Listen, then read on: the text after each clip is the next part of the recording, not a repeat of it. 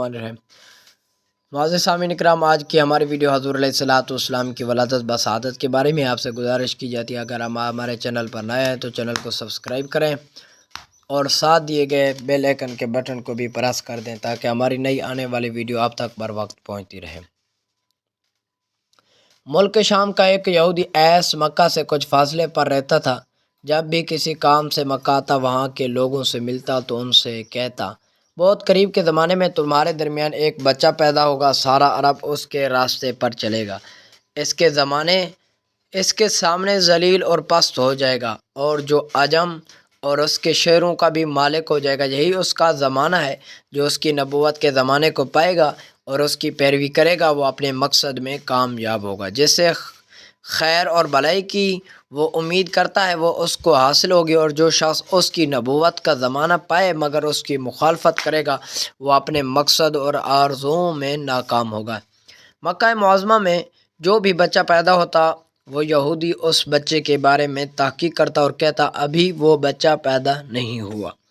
आखिर जब नबी करीम सल्लल्लाहु अलैहि वसल्लम इस दुनिया में तशरीफ़ लाए तो अब्दुल मुत्तलिब अपने घर से निकलकर उस यहूदी के पास पहुँचे। उसकी इबादतगाह के दरवाज़े पर पहुंचकर उन्हें आवाज़ दी। ऐस ने कहा, पूछा, कौन हो? हज़रत अब्दुल मुत्तलिब ने अपना नाम बताया। फिर उससे पूछा, तुम इस बच्चे के बारे में क्या कहते हो?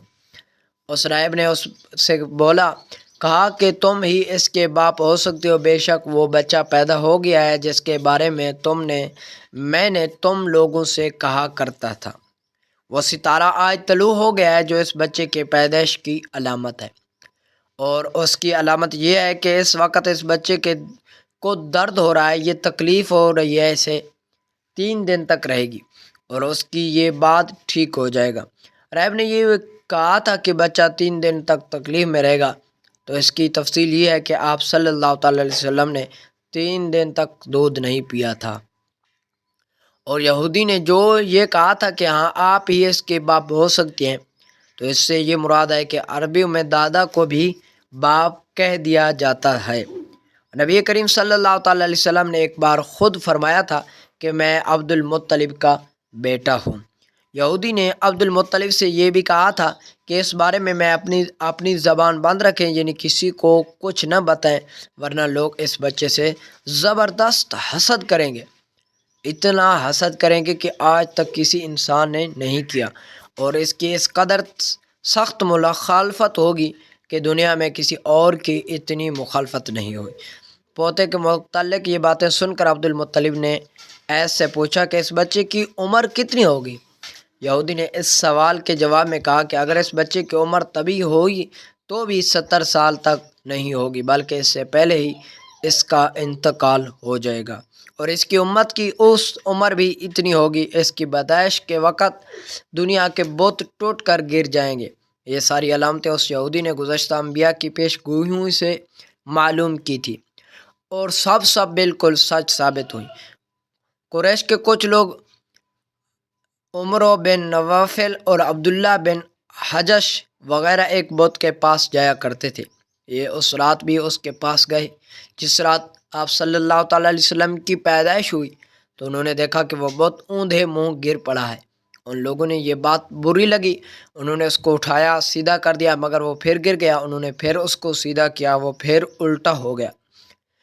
उन लोगों को बहुत हैरत हुई, ये बात बहुत अजीब लगी। तब उस बुत से आवाज़ निकली, ये एक ऐसी बच्चे की पैदाइश की खबर है जिसके नूर से मशरिक़ और मगरिब की ज़मीन के तमाम गोशे मुनव्वर हो गए हैं। बुत से निकलने वाली आवाज़ ने उन्हें और ज़्यादा हैरत ज़दा कर दिया।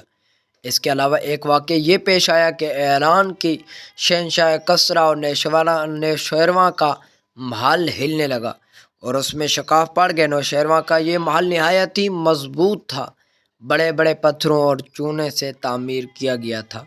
इस वाक़े से पूरी सल्तनत में दहशत फैल गई कि शिकाफ पड़ने से खौफनाक आवाज़ें भी निकली थी। محل کی چوتھا کنکرے ٹوٹ کر نیچے آ گرے تھے۔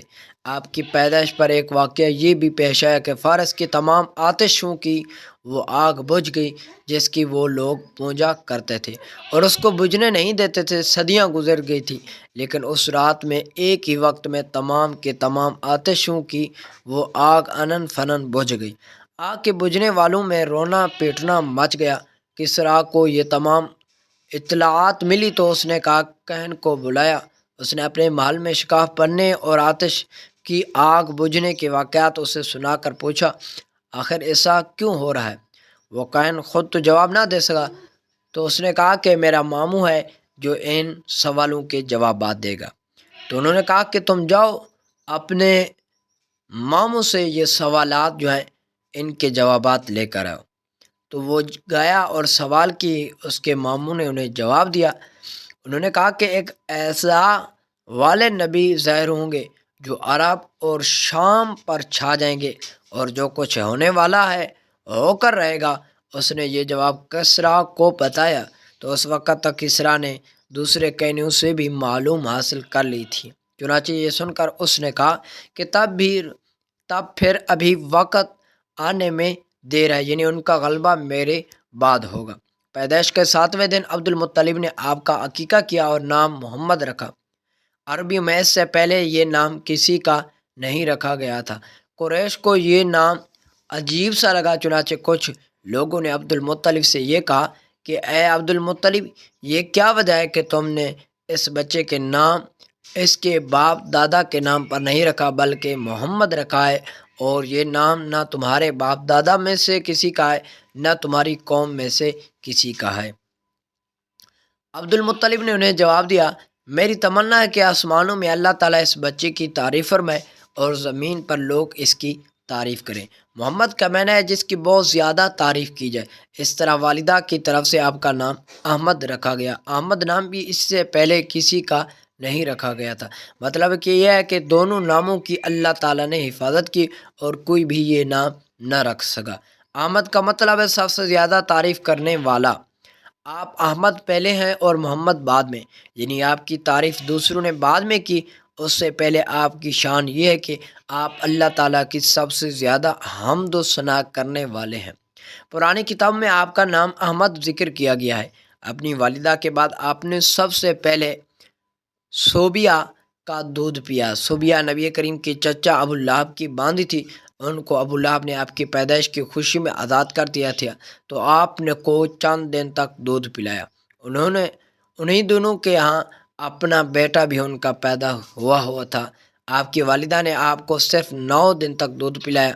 ان کے بعد انہوں نے صوبیہ نے پلایا۔ پھر دودھ پلانے کی باری حضرت حلیمہ سعدیہ کی آئی۔ آپ سے گزارش ہے کہ اگر آپ ہمارے چینل پر نئے ہیں تو چینل کو سبسکرائب کر دیں اور ساتھ دیے گئے بیل آئیکن کے بٹن کو بھی پریس کر دیں تاکہ ہماری نئی آنے والی اسلامی ویڈیو آپ تک بر وقت پہنچتی رہے۔ تب تک اللہ حافظ۔